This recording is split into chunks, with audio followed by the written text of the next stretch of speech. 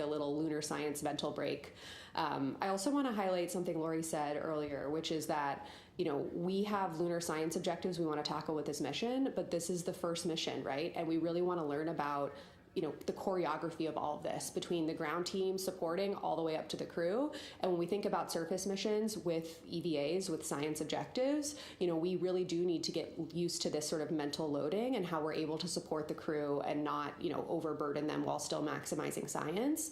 So I'm really excited about kind of this length of time that is relevant for hopeful future exploration and what we're able to learn there. And then the last part of your question about the science team, thanks for asking. The lunar science team will be in the science evaluation room. I know that the live broadcast tomorrow will flash to them occasionally throughout the broadcast. You're going to see some very excited scientists. They're going to be absolutely buzzing up there. And what they're going to be doing is monitoring the crew, of course. The crew will be giving several descriptions an hour, roughly 3 to 4 lunar descriptions an hour. And the science team will get to work right away, kind of synthesizing those. And then we'll actually downlink the rest of the descriptions overnight in advance of a crew conference we'll have the following morning to, again, continue the science discussion. And so the lunar science team is going to be both really excited and then also trying to keep track of the science through those, what we call science sit reps. Okay, Gina. Gina Sinceri, CBS News. We know the crew is shooting a film camera. When that film comes back, where is it processed and how will you be able to turn those images around? The crew operated cameras. There'll be actually 3 of them for tomorrow's flyby, 2 Nikon D5s and 1 Nikon Z9. The 2 Nikon D5s will have the 80 to 400 millimeter zoom lens. That's going to be the prime imaging lens for the bulk of the flyby. There's also a 14 to 24 millimeter lens that we're going to be using during the eclipse timeframe. And then the Z9 camera will be especially used around the time of sunset and sunrise for the corona. And actually what we will do is downlink as many images as possible overnight and throughout the rest of the mission, of course, as bandwidth and downlink potential allows. And of course, we'll be getting some out to the public as soon as we possibly can. But the rest that we don't downlink in flight, we'll get once they splash down, and we'll have a team that brings the cameras and the flash cards back to Houston pretty quickly and gets them in the pipeline to release all of them out to the public. Go ahead. Thank you for your time today. Ed Lavendero with CNN. 2 questions. Watching the crew today get into the spacesuits and reconfigure the seats, it seemed very difficult, or it takes a long time. Is there ever a situation where is the speed at which they did that today pretty good? Is it something that needs to be done faster in the future? And then the second question is, when the crew in the capsule is going around the moon, and at least to someone like me sees it, it's almost like they're hooking back quickly. Are they going to feel like they're turning back? Is that a sensation that they're going to have when they're inside the capsule? I'll take the first one, and maybe Kelsey could take the second one. In terms of the suit donning that we did today, the speed is not particularly something we are concerned about because the Orion spacecraft has the capability to feed a cabin leak, to buy the crew the time to put the suits on. It's not something where if we had a strike that punctured a hole in the cabin, that the crew wouldn't have time to put the suits on. We have oxygen loaded on the spacecraft, and that oxygen will be continually providing cabin pressure, maintaining 8 psi in the cabin to allow the crew that opportunity to get their suits on safely. And I think we'll have to ask the crew tomorrow what they can and cannot feel, but I can tell you what they're going to see. And we had, a lot of conversations when we started scoping the flyby about how fast are they going to be moving? Are they going to have time to see some of these smaller scale features during the flyby? And so we have an amazing visualization lead for the mission, Ernie Wright from the Goddard Space Flight Center, and he has done just amazing work to really try to reproduce as close as possible the illumination conditions they can expect at the speed that it will be moving. And it actually, from the perspective of the spacecraft, they will be moving slow enough to really be able to make robust observations. So it was quite a relief to our team and definitely to the crew when we started playing these visualizations. I don't know what they're going to feel, but I know what they're going to see, and they're going to have time to make observations. Go ahead. Hi, Michael Atkinson, Houston Public Media. I want to ask about public engagement. I think that in the social media age, it's a lot harder to keep people's attention compared to the Apollo era when there was just 3 TV channels. I'm curious what you guys have made of public engagement thus far and what a successful day tomorrow looks like. I understand it's going to be streaming on a lot of different outlets. What would a successful lunar flyby from the public engagement perspective look like? That's a really great question. I can assure you that we are tracking the metrics very closely every day, absolutely, and the public engagement has been spectacular.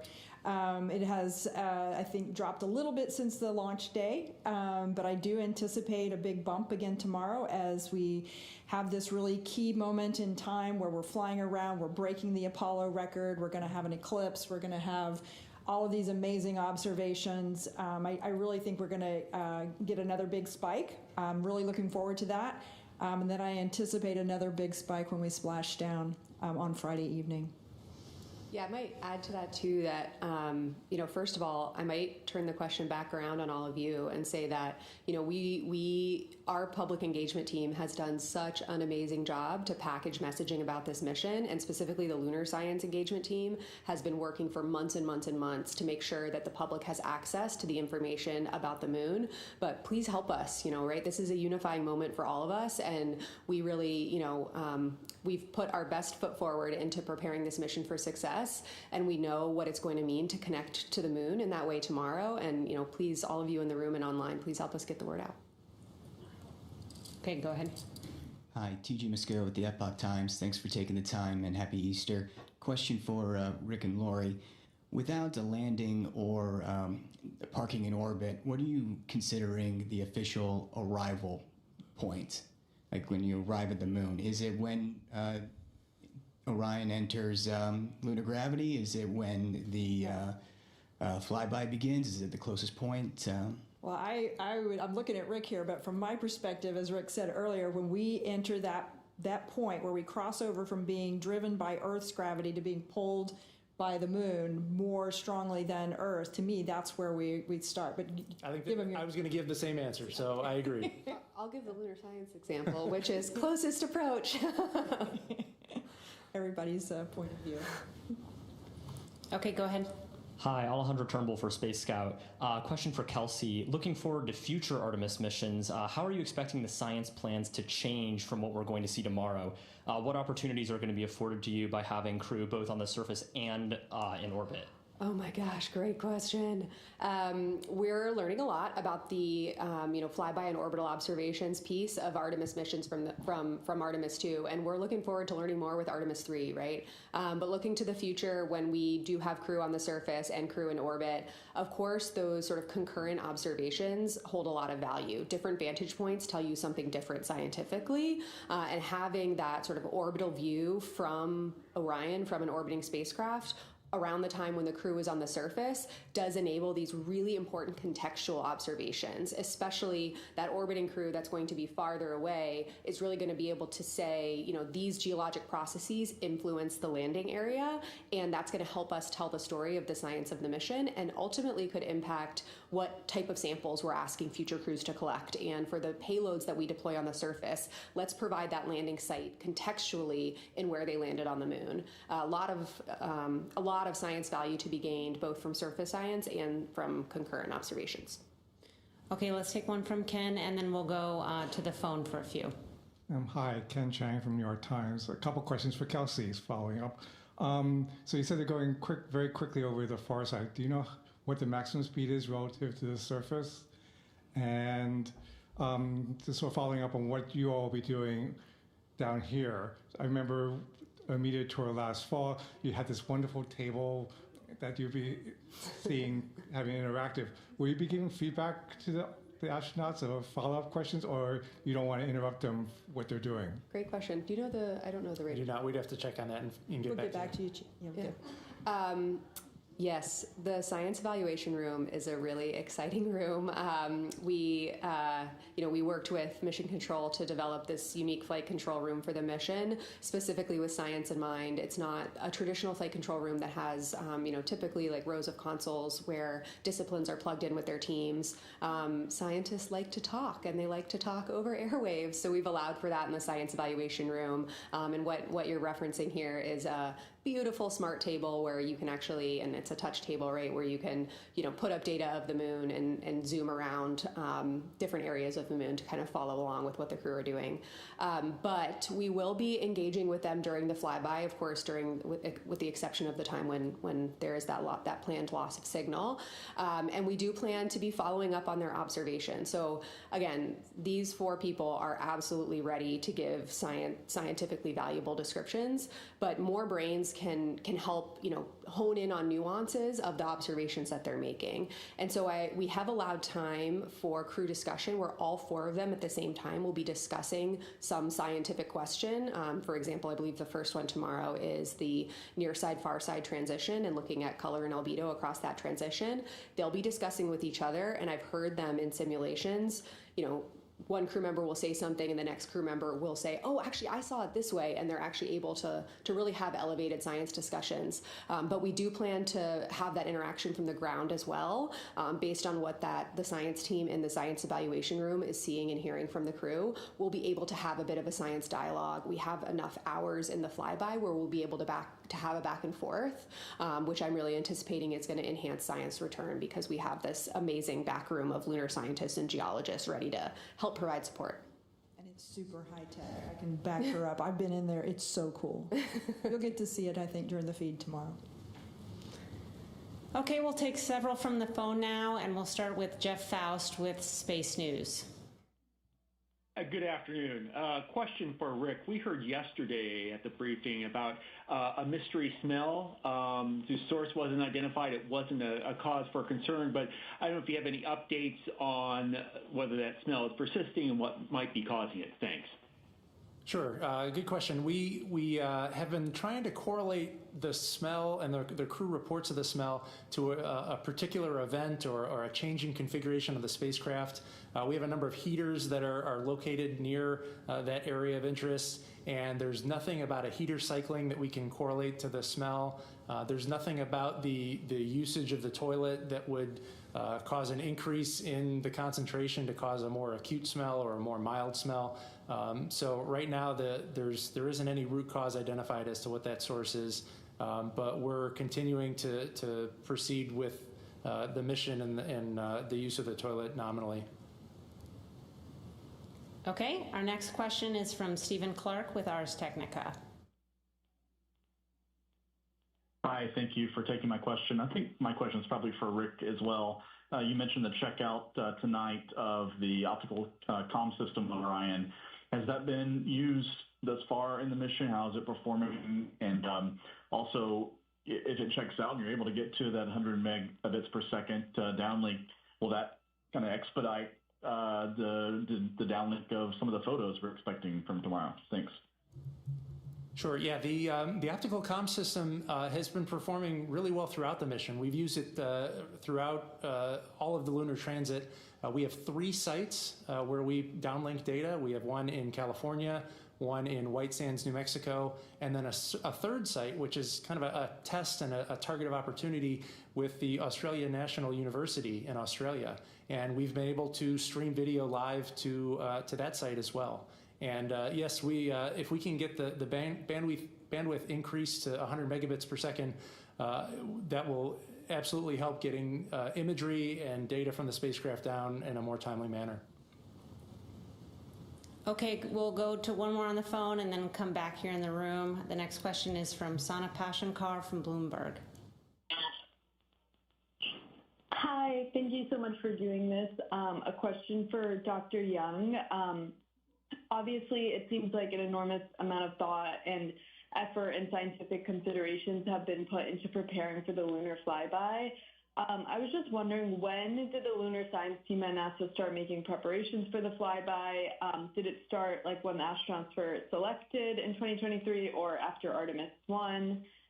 Yeah, thanks. Yeah, thanks for the question. Not specifically for Artemis 2, but for Artemis science operations in general, it's been a number of years that we've been preparing and integrating with flight operations. I will say flight operations has been incredibly welcoming. I think it's a testament to the fact that, science is one of the fundamental pillars of Artemis, and, specifically for Artemis 2, Rick and Judd and Jeff have been nothing but, really, really welcoming, knowing that, of course, our destination for this mission is, of course, the moon.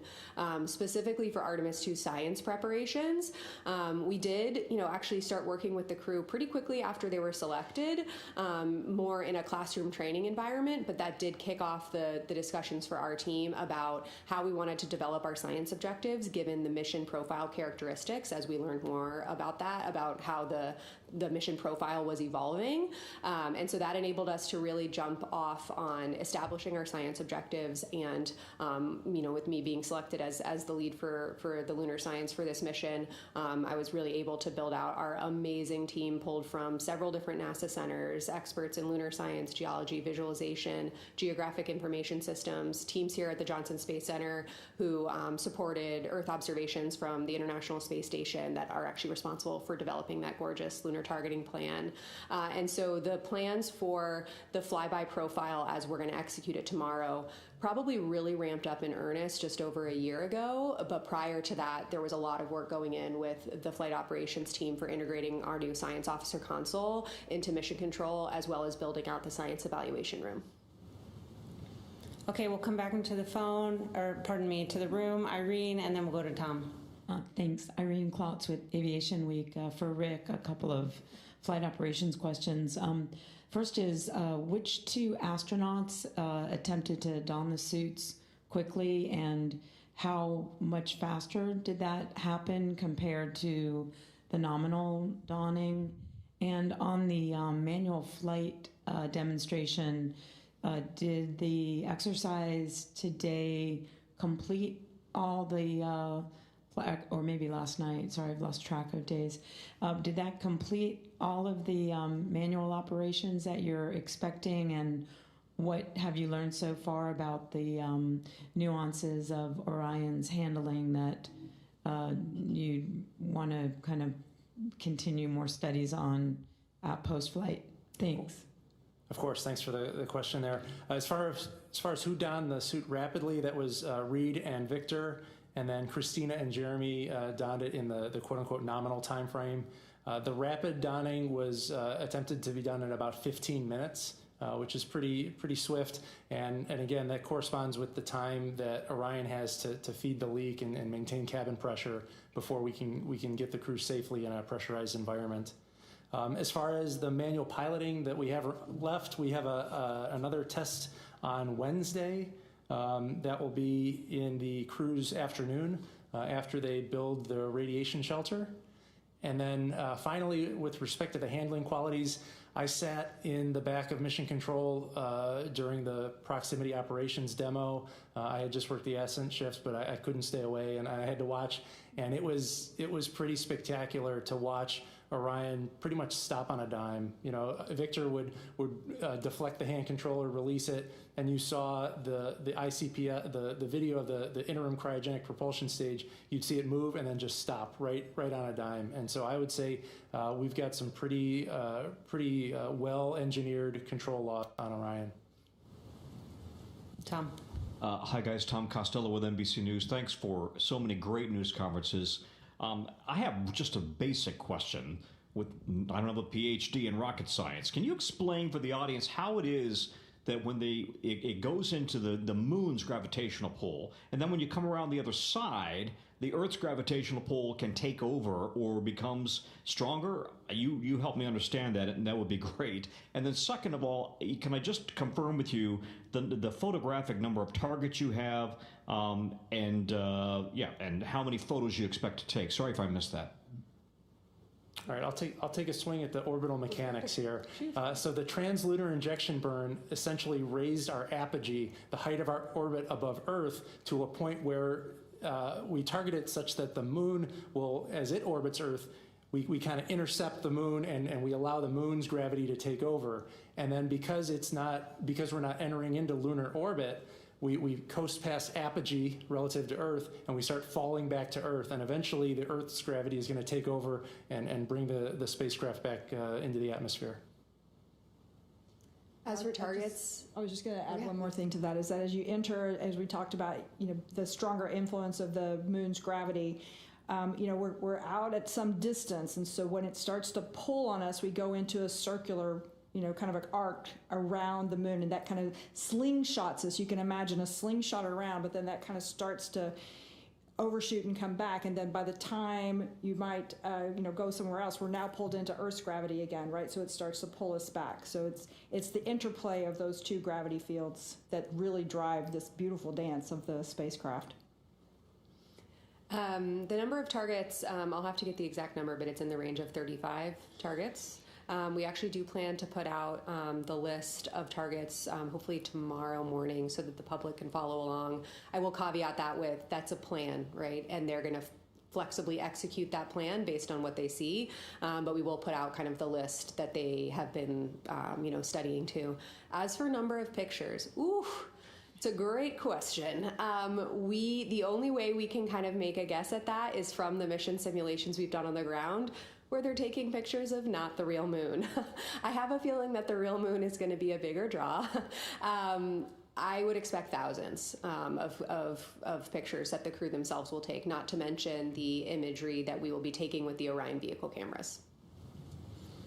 Okay, we'll go here and then back to Will Robinson-Smith after that. Hi, Emily Martin from CLA's Fast Friends. Thank you so much for doing this. I was wondering, which specific science questions do you hope this flyback will will answer? The Apollo samples ultimately answered the question of the origins of the moon. What do you hope those data gathered by these human eyes will answer? And also, I was wondering if you are planning on taking a photo of Orion with LRO, if it's even feasible. So on the science objective question, we do have 10 science objectives, all of which we feel are accomplishable, tackleable by the crew with the lunar targeting plan as written. The lunar targeting plan does actually address all 10 of our objectives. But as for the ones that I'm most excited about, I am really excited for, our number one priority objective is, color provinces and albedo, right? This is something that human eyes are just incredibly good at teasing out nuances about. And again, forgive me again, the photometry deep dive, but again, the ability of a crew member to look at the surface in different illumination conditions as the Orion spacecraft is moving across the surface of the moon will allow them to understand morphology and texture, and therefore origin, process and origin. I mean, you heard even from farther away, Reed say yesterday, I can see much more topography around Tycho than I could in the visualizations. As he's getting closer, he is seeing that 3D effect start to realize. And when they get even closer and they have that sort of extreme flyby profile over a number of hours, they're really going to be able to tease out that dynamic between topography, surface texture, morphology, and color and albedo, and how and if those things overlap. There are some targets on our targeting plan where that's specifically an objective of, do you see a correlation between color and topography? And a negative observation, not seeing it, is a science result, right? And so we do really focus on this unique profile that this mission has. I think we've gotten the question, well, you're so far away, what can you even do? That's actually an asset for our science objectives. They're going to have this whole disk view, and the rate at which they're moving and the illumination changes that they'll experience in several hours enable our science. They don't detract from it. As for complementary observations, yes, we do plan to have complementary observations with the Lunar Reconnaissance Orbiter.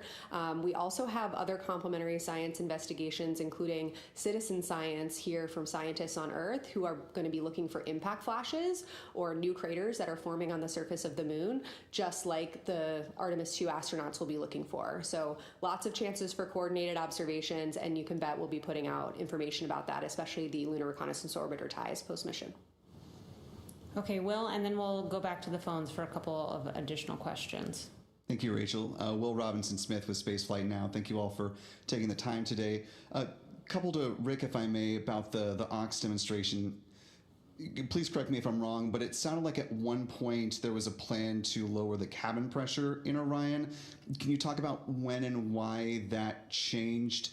And then the life limit for the astronauts in the suits we've heard is 6 days. Can you go into some detail about what the life limiter is for that? I mean, obviously the crew is now within 6 days nominally of returning to Earth, so if they needed them, they've got that latitude. But can you just go into some explanation about why the 6 days, what creates that bracket? Thank you. Sure. You're correct that we are planning on decreasing the cabin pressure in Orion. That was always part of the plan. As we look forward to future Artemis missions, we expect lower cabin pressures when we perform dockings to other spacecraft. And we want to be able to evaluate Orion here on Artemis 2 to understand how it performs at 10.2 pounds per square inch atmosphere, so that when it docks to another spacecraft, we quickly equalize pressure. As far as the 144-hour constraint, that is tied to the oxygen and the ability to supply oxygen to the crew. Those tanks are only so big, and they were sized for that contingency. Okay, we'll take several questions from the phone. Next up is Jackie Mogensen from Scientific American. Hi, thanks for this. I was wondering, on the lunar flyby, I understand that there are a number of things that the astronauts have been training to see, but I was curious what you would say are kind of the wish list items of what would be really cool to see but are not a guarantee. Thank you. Ooh, I would think, honestly, a big one is just the amount of color they're going to be able to see and where and when they see it. Again, negative observations, not seeing something, is science. That is something we are learning. So I think we have a lot of questions about where and how subtle color hues will pop out to the crew. We have guesses, of course. We have educated guesses based on what we know about the lunar surface, especially the far side, which haven't had, human eyes on it before. But we don't know what to expect. We've provided guidance to them on where we think the best places are to, make those observations, but this is exploration, right? And while we have imagery, amazing data from orbiting spacecraft, it's these nuanced observations that we're lacking. And so, this is discovery, right? And we're asking questions that we don't always know the answer to. And that's, some of the value of what these Artemis missions bring. Next up is Marcia Smith with Space Policy Online. Thanks so much for taking my questions. One question I think is to Rick, and could you just clarify about the toilet situation?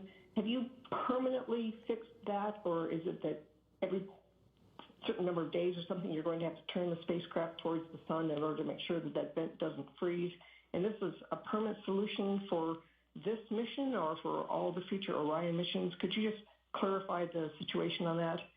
And on a completely different front, I'm just curious to Kelsey and to Lori, maybe wearing your planetary science hat. So when you have the astronauts looking at the far side of the moon and seeing them with their eyes, which LRO can't do, is there any chance you're going to spot something there that is so fascinating that it's going to change maybe plans for CLIPS missions or something, to send CLIPS missions there to investigate? What do you think the odds are that you'll see something that you really didn't expect?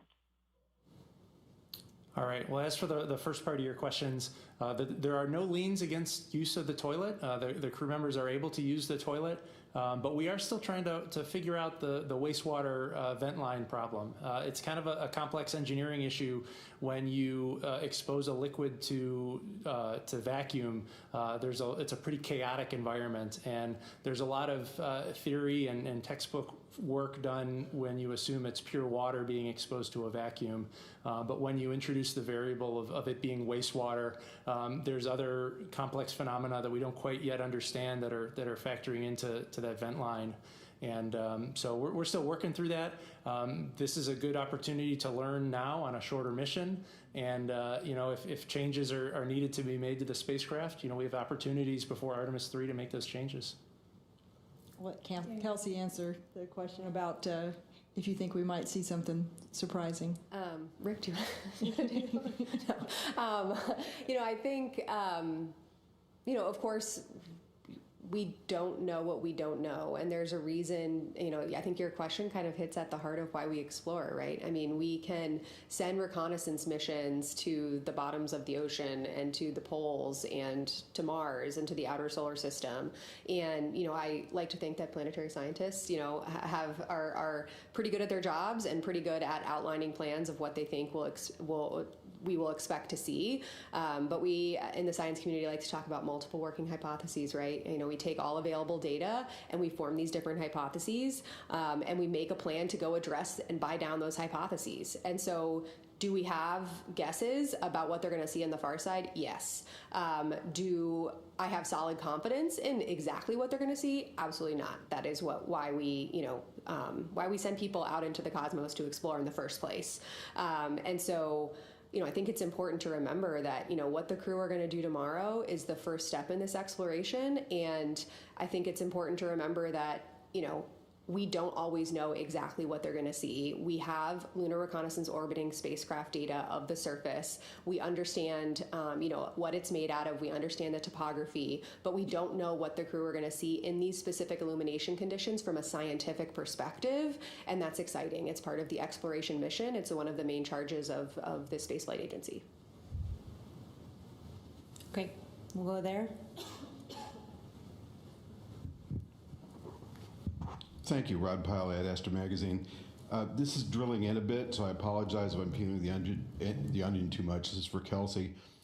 During Apollo, if you look at interviews with some of the geology backroom guys, they were operating almost entirely from audio, and the video was really of low quality. So now that you've got this spectacular video imagery coming back, do you think you'll have a real-time feedback loop of evolving science targets while they're doing the pass behind the moon? Oh, thank you. My goodness, what a good question. This is going to allow me to nestle into my happy place of science and operations. So the answer to your last question of if we will have targets evolve over time, the answer is, for tomorrow, we're likely not going to be, oh my gosh, scrap the back half of the plan and add in all of these new targets. However, in looking to the future, as Lori commented on right at the beginning, for future missions, when we have longer stays, both in orbit and on the lunar surface, that longer term presence will enable us to flex the plan and enable and empower the crew, of course, within the requisite safety constraints, to audible scientifically about the types of samples and the types of observations they're making. And so tomorrow, the science evaluation room is going to have that future in mind, right? They're going to be listening to what the crew has to say, and they're going to be passing up follow-up questions. And, oh my gosh, we heard you notice Grimaldi. That was not one of your targets, but what you just said was amazing. While the viewing attitude still permits, could you provide some additional words? That is absolutely in scope for tomorrow, depending on what we hear from the crew. Your question also gives me a good opportunity to share with you all what tomorrow is going to look like for those of us watching here on Earth. We will see video streamed from the Orion vehicle cameras. So we will kind of see the moon at the distance that, of course, the crew can see it at. We will also, at times during the flyby, go kind of on board with them the way that we have been experiencing the last few days with that interior camera. Although, I think I mentioned this yesterday, it's going to be very dark in there, so it will not look as crisp and beautifully lit as a lot of the footage that actually Lori and Rick showed earlier today, but it will give you a sense of being on board with them. And then you are not going to hear them all the time during the flyby. You will hear several times an hour a status of how they're moving through the lunar targeting plan and giving some descriptions. Those science sit reps, as we're calling them, will not come from the prime crew that are at the windows at the time. It will come from one of the two crew members who are not, plugged into their crew tablets and really down and in on the observations. It will be a third person coming to an additional window to make those descriptions. So you'll see the streamed video, you'll hear from them several times an hour, and then as soon as we can after the flyby ends, our team will be working as a part of the flight control team to get those downlink requests in quickly so we can get all the audio down and get as many images as we can overnight and then throughout the rest of the mission. Okay. Hi, Lisa Grossman from Science News. I have two questions for Kelsey. One is, I'm glad to hear that the target list is going to be made public tomorrow. Is that cool user interface thing that you shared an image of earlier going to be made public at any point? We're working on how to archive that for the public after the mission. We're not going to be able to do it within the mission, but it is such a big part of lunar science in this mission. And, for those familiar with the Science Mission Directorate, you'll know that, we take very seriously the charter to make every data set relevant to lunar science accessible to the public. And we have a charter to do that for this mission within 6 months post-mission. And so we will be working hard to identify how we can get this tool out to the public, given its criticality for lunar science. Thank you. And then what phase will the Earth be in during Earthrise? What they will see on the Earth is Asia, Africa, and Oceania. And so for anybody listening here who is in Asia, Africa, or Oceania, you can go out and look at the near side of the moon at the exact same time that the crew will be looking at the Earth. For those of us not in those places, we can go out later and still see the same views, but for those in Asia, Africa, and Oceania, know that the crew will be smiling down on you around Earthrise and Earthset. Okay, we'll take one final question and then go ahead and conclude. Marcia. Hi, Marcia Dunn, Associated Press. I'm looking for some numbers, please. What's the latest numbers on the maximum distance that Orion will be from Earth? What's the closest distance to the moon? I think I've heard 4,000 miles. And the total, the illumination for the far side, is it about 20% tomorrow? I forget the numbers. And also, Dr. Young, take off your science hat for a moment and wax poetic about the fact that tomorrow astronauts are going to be flying around the moon for the first time in so long. So I'll take some of your first ones here, Marcia, and make sure I get them all, so let me know if I miss some. So a little before 2 p.m. Eastern tomorrow, we're going to pass the Apollo 13 distance record by humans, and that record is 248,655 statute miles. That's when we break the record. And then tomorrow evening around 7:07 p.m. Eastern, we will reach the farthest distance from Earth at a distance of 252,760 miles. That's 4,105 miles farther than Apollo 13. You asked about the percent of illumination. My recollection, it's close to like 21%. Yeah, the caveat there, though, is that is the percent of the far side that is illuminated at closest approach. So when they are closest to the moon, they will see 21% of the far side. On their approach, as you saw in that visual, they will see the full disk. It will include a big section of the near side as well as that section of the far side. Essentially, half of the moon is always illuminated. They'll see that. And so they will see the full 180 degrees that's illuminated, but as far as far side. Yeah. Thanks, Kelsey. Yeah, I think it's at closest approach, it's 4,070 statute miles. Mm-hmm. Yep. And then do you want to wax poetic?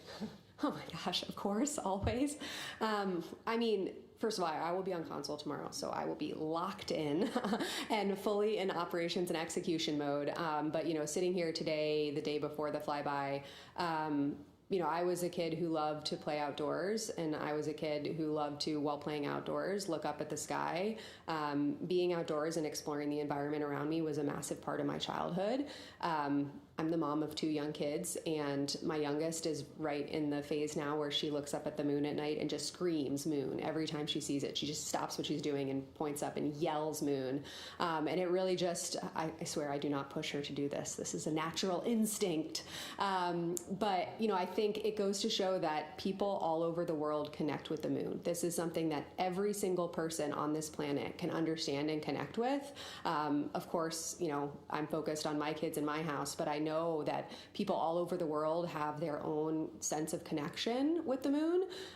Specifically, also, we will get an eclipse tomorrow, and I think everybody on Earth, or a lot of people on Earth, have connections to partial or full solar eclipses. I'm wearing my eclipse earrings today. We're approaching the 2-year anniversary of the 2024 North American eclipse, which was actually the same day that my daughter was born. And so I have a lot of emotions, to be totally honest with you, wrapped up in this mission and the specific timing of this mission. And I think my overwhelming takeaway is just, yes, I'm a geologist and a planetary scientist, and I have worked with this crew for so long, and I know that the data we will get back will inspire the next generation of scientists and explorers, but it will also bring the moon closer and unite all of us where we can have this tangible touch point to the moon and what the crew are going to be doing tomorrow. And so as a scientist and as a mom and as a citizen of this planet, I'm really looking forward to tomorrow. I hope all of you are as well. Well, that's a wonderful way to conclude. I want to thank our participants for being here today. We're going to go ahead and pop up onto the screen a graphic showing all the events for tomorrow. Our special coverage begins at 1 p.m. Eastern and extends into the evening. Thank you for joining us today, and you can follow the latest mission updates on nasa.gov.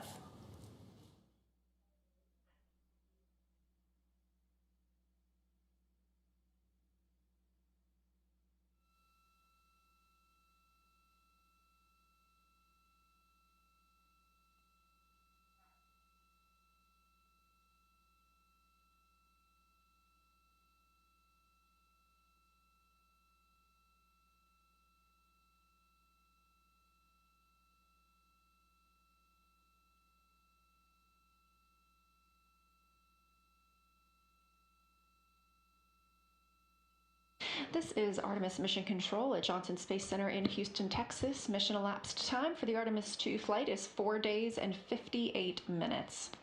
This is the Orbit 1 team monitoring all of the systems aboard the Orion spacecraft. The crew aboard the spacecraft is wrapping up the Ox Suit DFTO, the Orion Crew Survival System Suit Demonstration Test. During this test, the crew got into their suits, and 2 of them got into their seats. This is the first time the crew has gotten suited while in microgravity, and we also pressurized their suits. Integrity Houston, we do have big picture words to pass for you, and we see ourselves coming up on a longer LOS here, so please give us a call when it's good to pass those words on to you.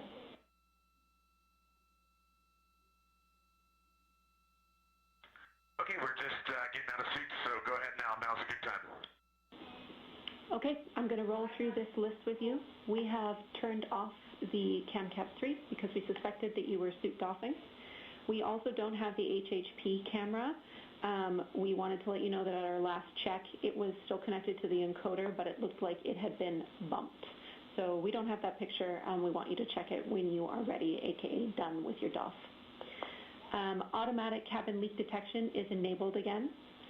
And on your timeline, we have canceled your burn conference and taken care of preliminary targeting for OTC-3 burn ops from the ground. We want you to continue your suit off and your closeout of this procedure and look after yourselves, especially around midday meals. We also want you to know that there will be a data transfer activity for Reed in the afternoon. It's called Flywheel Excel Data Transfer. That is deferred for today.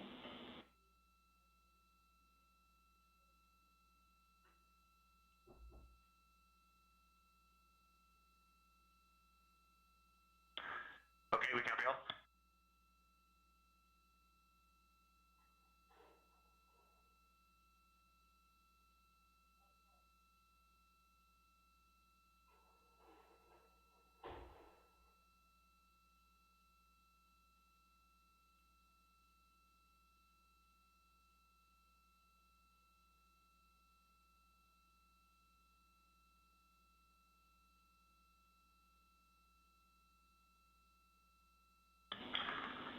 Jenny, we have one question on Jeremy's seat config. Can you give us the foot pan length extension for entry?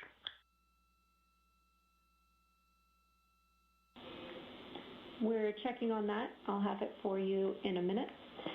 While I have you, I want you to know that soon we will have some calls up to you to perform, likely on the SIP, which will get us back into a good vehicle config after suit off. I'll be back in a minute with that setting for Jeremy's seat.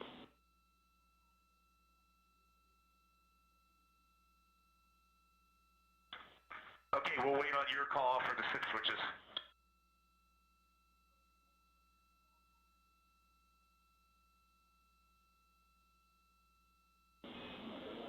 copy, and Jeremy's psi position is 5.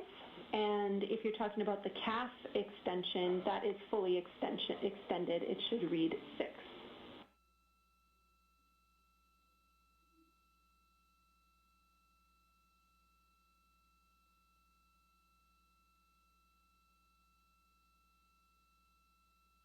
All right, Jenny, he's got that seat configured. Thank you.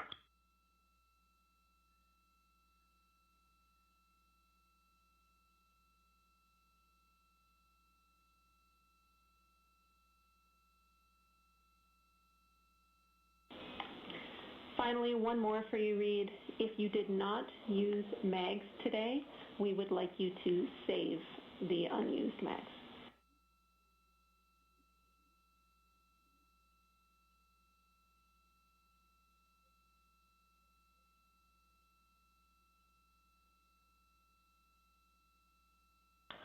Okay, 3 out of 4 will be saved. Thank you.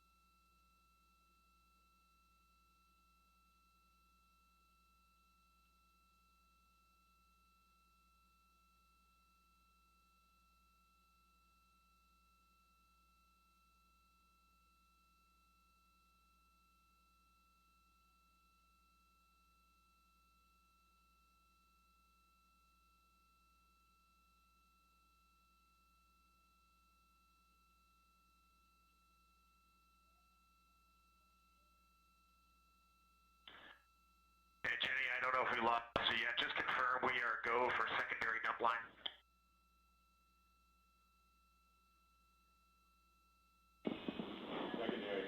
We're still with you, Reed, and we're checking.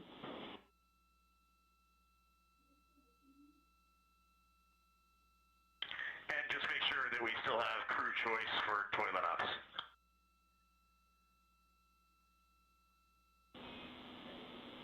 Affirm, the crew plan is still go for toilet, and we're checking on the secondary line.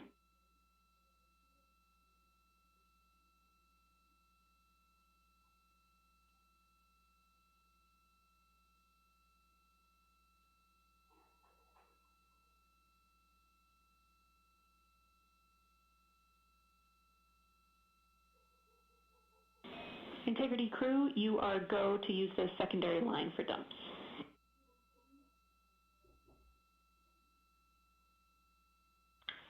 Okay, sounds good, and we'll reconfigure the cut before we do that. Thanks. Affirm, thank you.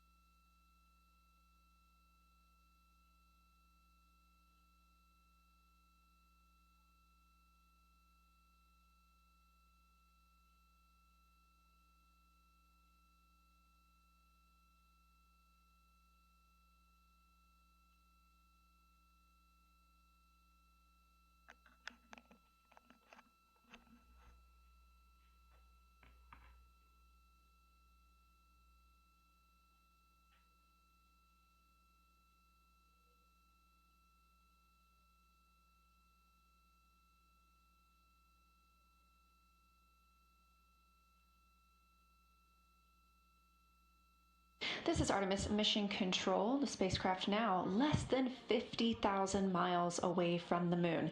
Again, we are excited for lunar flyby tomorrow, the first time we've sent humans around the moon in over 50 years.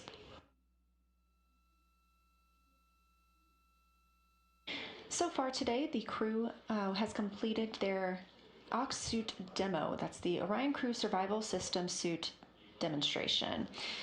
The Ox suits are what the crew wears during launch and re-entry for the spacecraft. However, they also have the opportunity to put these on in the event the spacecraft were to be depressurized. Of course, that's not what happened today. This was a test of these suits ahead of future missions. Everything conducted today helps us prepare for future Artemis missions to the moon. The crew is currently inside the cabin getting out of those suits, and so we are not showing those cameras at this time to allow them some privacy. But they are reconfiguring the cabin following that test.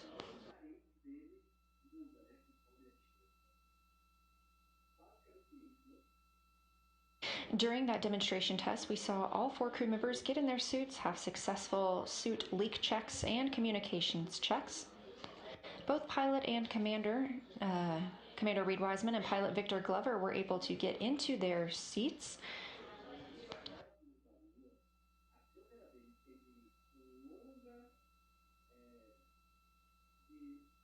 And again, they are now reconfiguring the cabin and taking down the portions of the seats that they had added to help with this task. The crew will soon be moving into their midday meal period. And then later this afternoon, having the OTC 3 burn, that's Outbound Trajectory Correction 3. We did cancel OTCs 1 and 2. These small outbound trajectory correction burns help keep us on the proper trajectory for our lunar flyby and our return to Earth. The team does intend to execute today's flyby or outbound trajectory correction 3 burn. These are small burns using the reaction control system thrusters on Orion.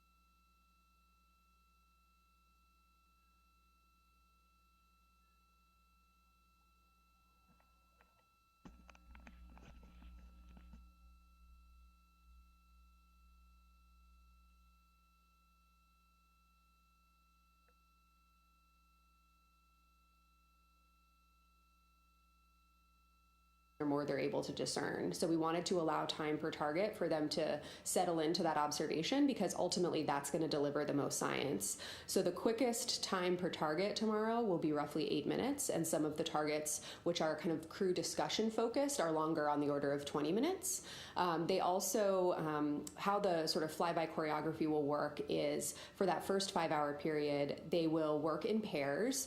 So Reed and Jeremy will observe first, while Victor Victor and Christina are doing other tasks and also helping the pair at the forward windows. And then just over an hour later, they'll swap. And so in that way, they kind of can keep fresh with what they're doing. In the middle of each block, so when Reed and Jeremy are at windows 2 and 3 observing the moon, they'll actually swap who is doing the imaging and who is doing the unaided eye descriptions. So they're really able in this first big 5-hour chunk to really mix it up and work through the targets kind of one by one. I will say, our science officer team did practice it as well for that number of hours, with the representative target length. So we really got a sense for kind of what they're going to be experiencing. And then they do have kind of an hour break in the middle where the vehicle actually points back to its bias tail to sun attitude before pivoting back for the eclipse. So it's kind of like a little lunar science mental break. I also want to highlight something Lori said earlier, which is that we have lunar science objectives we want to tackle with this mission, but this is the first mission, right? And we really want to learn about, the choreography of all of this between the ground team supporting all the way up to the crew. And when we think about surface missions with EVAs, with science objectives, we really do need to get used to this sort of mental loading and how we're able to support the crew and not, overburden them while still maximizing science. So I'm really excited about kind of this length of time that is relevant for hopeful future exploration and what we're able to learn there. And then the last part of your question about the science team, thanks for asking. The lunar science team will be in the science evaluation room. I know that the live broadcast tomorrow will flash to them occasionally throughout the broadcast. You're going to see some very excited scientists. They're going to be absolutely buzzing up there. And what they're going to be doing is monitoring the crew, of course.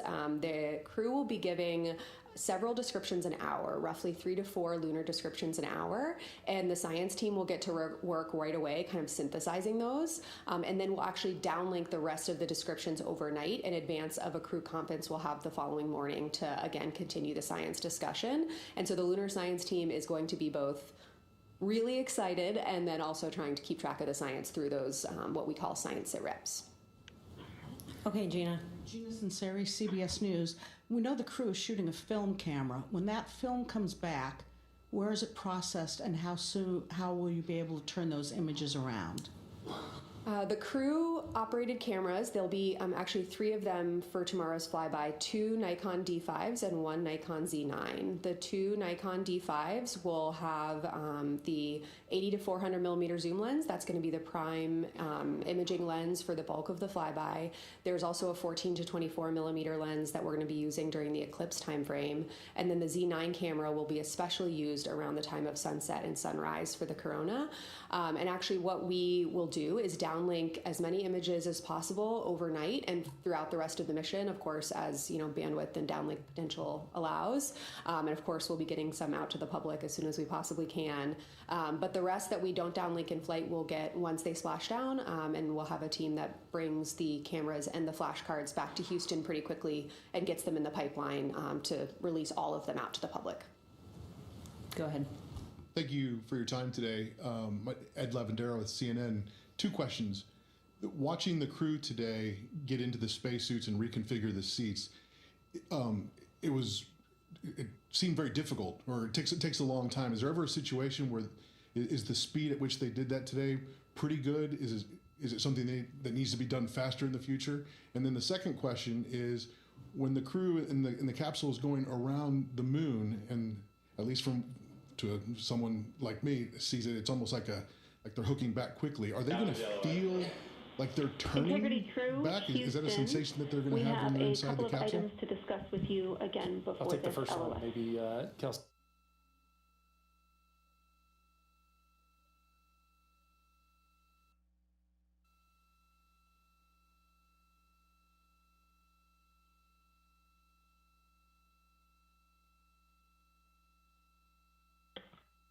Go ahead.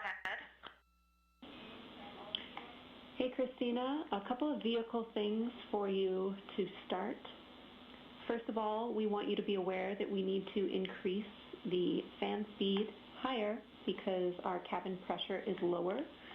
We're trying to get that cleaned up this afternoon, but we're not quite there yet. So more on that later. We also have a crew procedure that we will need you to execute, and it is the suit DOF vehicle config procedure, which is 22.2 102. This is steps 1 through 7 to get the vehicle back in a good config following being suited. We need you to stop the HHP camera feed, please. We do not see it, but we need to stop it for bandwidth reasons. We want to tell Reed that his PCD1 is go for email use. We also can tell you that we have good targets on board for OTC3. It's looking like a 10.1 foot per second burn. And then finally, your flight director will be ready to speak with you for Reed's flight director conference coming up shortly.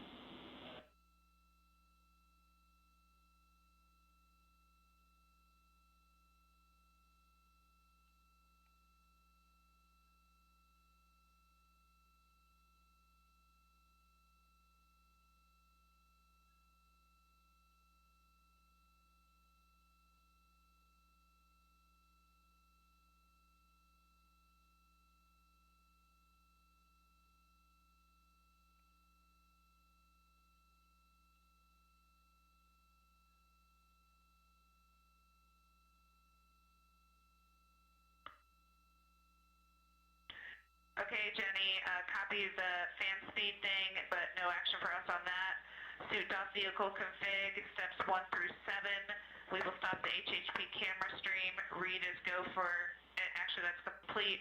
Reed is go for email on his PCD1, and we'll be ready to talk to Jeff. We understand we will be suit drying per the suit doff procedure as well. Please confirm. Affirm, that is a good readback on all, and we agree on the suit procedure. Thank you, Christina.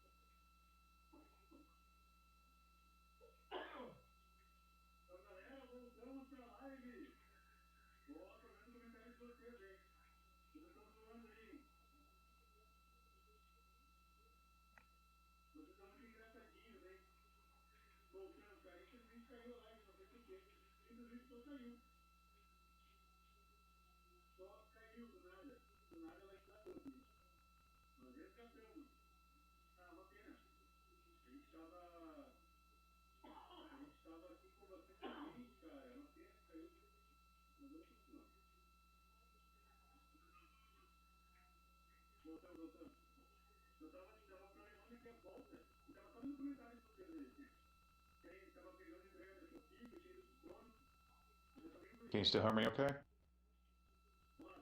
Great.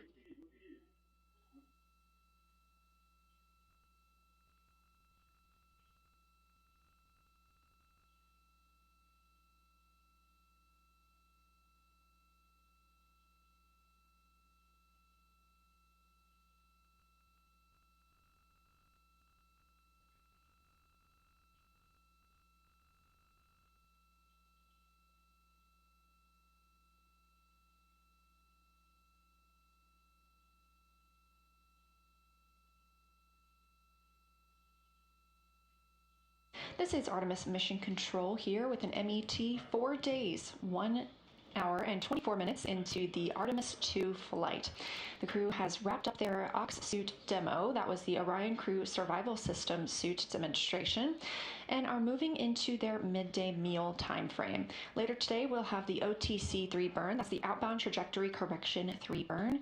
This is scheduled for 10:03 p.m. Central Time, and we are now expecting this to be a 10.1 foot per second burn. I'm joined today by Ox Project Lead, Dustin Gomert. Dustin, thanks for joining me. Oh, thank you for having me. So this is, tell me about your role.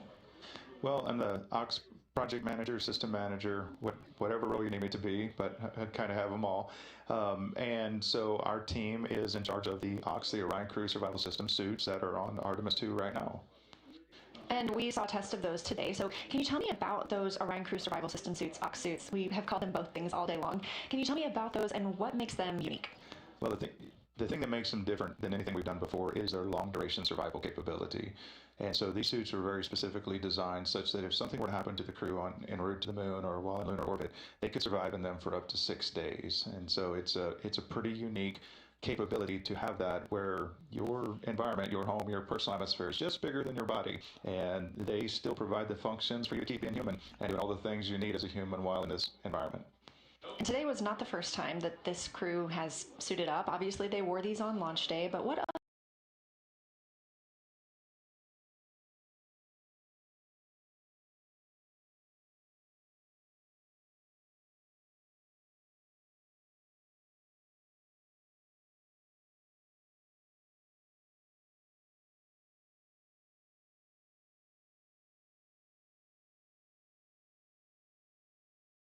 kind of tests were run here on the ground in these suits, either with or without the crew?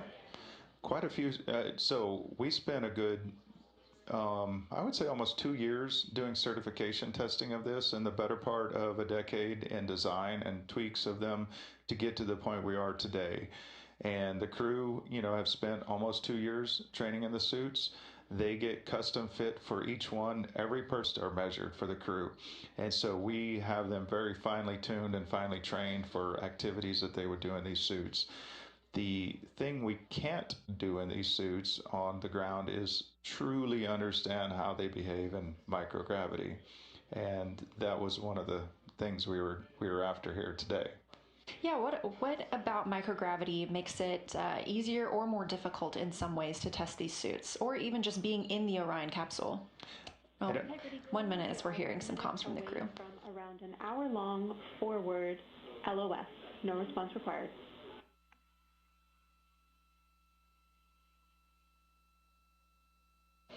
And we are expecting a loss of signal with the Orion crew. And I'm so sorry to interrupt you, but as we were saying, being in the Orion cabin and being in microgravity can make things more or less difficult in these suits. So what are some of those fine difficulties? Well, in all honesty, that was some of the things we were looking to learn today. The key difference from what we can test on the ground is that no matter what we do here, you have gravity biasing you. And so even if we were to go, say, to the neutral buoyancy lab and weigh out the suit so it was effectively weightless, the body inside is still weighing down with gravity. And so that will naturally shift you in one direction or the other inside the suit. Maybe your head goes up or head goes down, or you go forward or you go back. On ground, we test them in every possible axis. We turn them on their belly, on their back, on their side, and we try to get every possible fitment. At the end of the day, you still don't fully know. And so this test, one of the things we're looking to get out of it is, how do you truly fit inside that suit as we predicted in microgravity, to give us that confirmation. You know, do your elbow joints still align? Does your wrist joint still align? Does your head still fit in the right position that allows you to do all the motions that they've been trained to do? And so we're looking forward to following up with the crew after this test to learn a little bit about what they experienced and take those notes and help refine it for the next missions. Well, it was very interesting to see them in the cabin, suited up today, and of course we'll see this again for Splashdown Day. So thank you so much for joining us, Dustin. We really appreciate it. Oh, thank you. It's a pleasure to be here.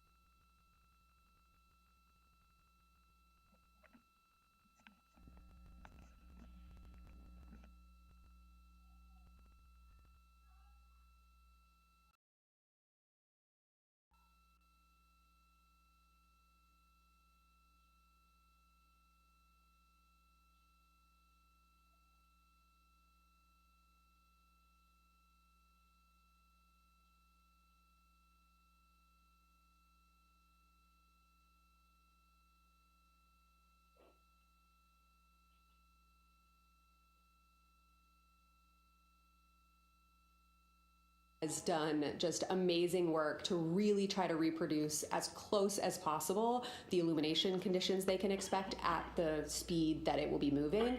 And it actually, from the perspective of the spacecraft, they will be moving slow enough to really be able to make robust observations. So it was quite a relief to our team and definitely to the crew when we started playing these visualizations. I don't know what they're going to feel, but I know what they're going to see, and they're going to have time to make observations. Go ahead. Hi, Michael Atkinson, Houston Public Media. I want to ask about public engagement. I think that in the social media age, it's a lot harder to keep people's attention compared to the Apollo era when there was just 3 TV channels. I'm curious what you guys have made of public engagement thus far and what a successful day tomorrow looks like. I understand it's going to be streaming on a lot of different outlets. What would a successful lunar flyby from the public engagement perspective look like? That's a really great question. I can assure you that we are tracking the metrics very closely every day, absolutely, and the public engagement has been spectacular. It has, I think, dropped a little bit since the launch day, but I do anticipate a big bump again tomorrow as we have this really key moment in time where we're flying around, we're breaking the Apollo record, we're going to have an eclipse, we're going to have all of these amazing observations. I really think we're going to get another big spike. I'm really looking forward to that. And then I anticipate another big spike when we splash down on Friday evening. Yeah, I might add to that too that, first of all, I might turn the question back around on all of you and say that, our public engagement team has done such an amazing job to package messaging about this mission, and specifically the lunar science engagement team has been working for months and months and months to make sure that the public has access to the information about the moon. But please help us, right? This is a unifying moment for all of us, and we really, we've put our best foot forward into preparing this mission for success, and we know what it's going to mean to connect to the moon in that way tomorrow. And please, all of you in the room and online, please help us get the word out.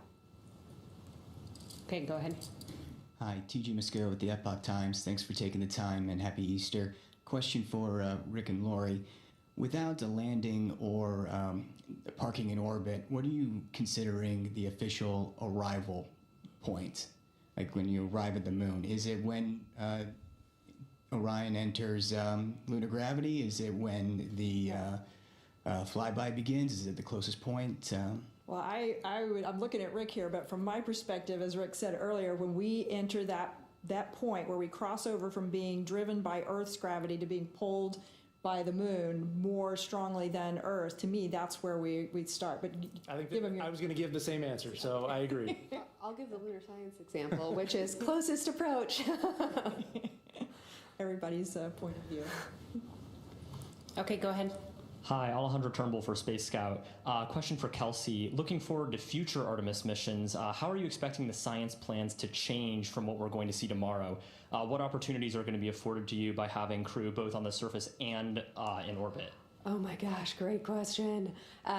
We're learning a lot about the flyby and orbital observations piece of Artemis missions from Artemis 2, and we're looking forward to learning more with Artemis 3, right? But looking to the future, when we do have crew on the surface and crew in orbit, of course, those sort of concurrent observations hold a lot of value. Different vantage points tell you something different scientifically, and having that sort of orbital view from Orion, from an orbiting spacecraft, around the time when the crew is on the surface does enable these really important contextual observations, especially that orbiting crew that's going to be farther away is really going to be able to say, these geologic processes influence the landing area, and that's going to help us tell the story of the science of the mission and ultimately could impact what type of samples we're asking future crews to collect. And for the payloads that we deploy on the surface, let's provide that landing site contextually in where they landed on the moon. A lot of science value to be gained both from surface science and from concurrent observations.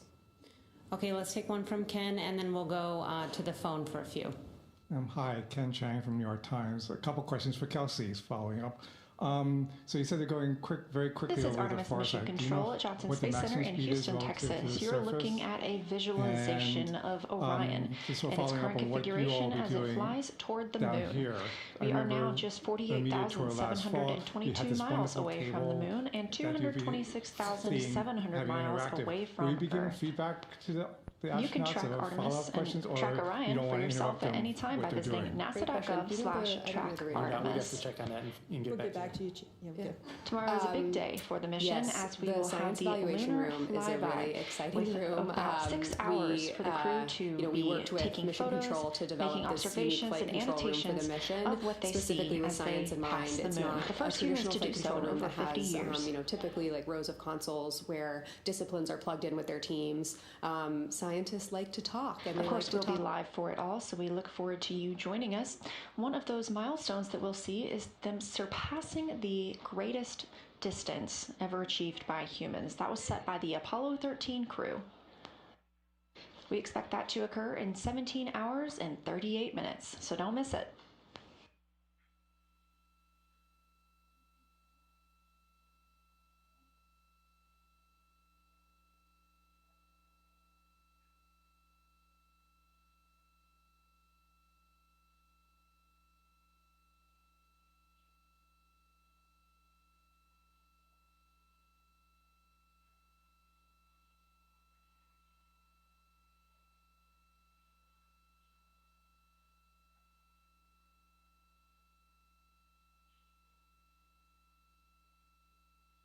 We are currently in a forward link LOS, or loss of signal, with the crew.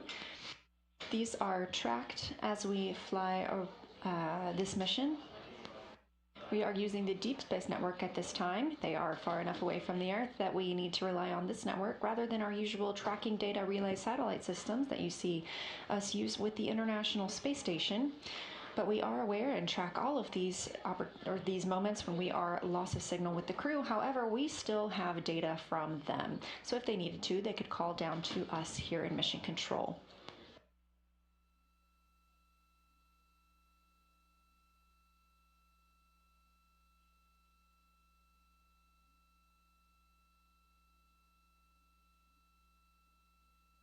And we expect to get that forward link acquisition of signal back in about 37 minutes.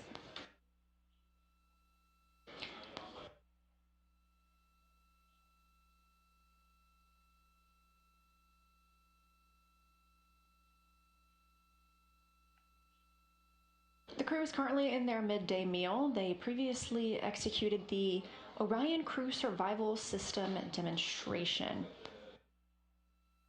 This involved all crew members getting in those orange suits you saw them in during the launch. This is also what they'll wear during their return to Earth.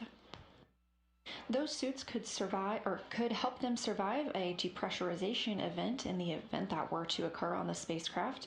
Of course, today was just a test, but that would give them a breathing environment for about 6 days.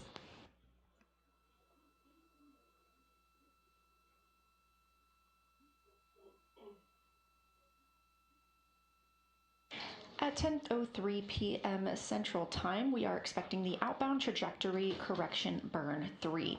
We did cancel the first of these 2 trajectory correction burns. These are small maneuvers using the reaction control system thrusters on the spacecraft that help us fine-tune our trajectory around the moon and on our way back home to Earth.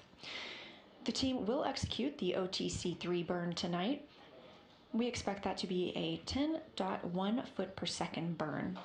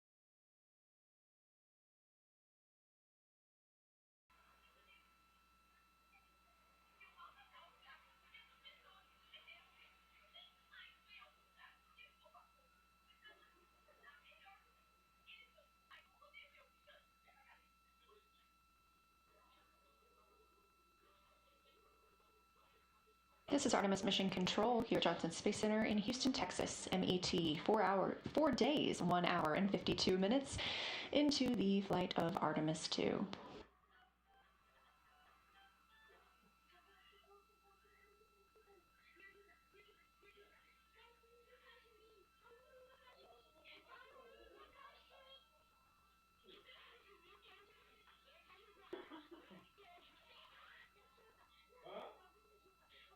correction, we are 4 days, 2 hours, and 14 minutes into the flight of Artemis 2. We are in a forward link LOS, meaning we are out of communication with the crew from the ground side. These are tracked, and the team monitors them and make sure to call up anything to the crew just before we go into them and let them know that we won't be able to communicate with them for this time period. We expect to regain communications with them in under 10 minutes.